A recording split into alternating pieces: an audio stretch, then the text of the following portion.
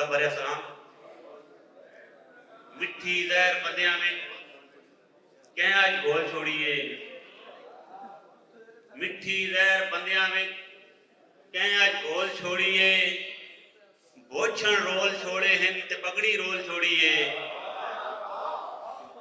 बिना गर्दान दे अज तोड़ी कोई इमरान नहीं मिलिया, बिना गर्दान दे अज तोड़ी कोई इमरान नहीं मिलिया, विलियां नाल मालक दी मैं धरती बोल छोड़िए। और एक गजल दे दो शेर, दुखां दा गंभीर भी जानो लैंदा है,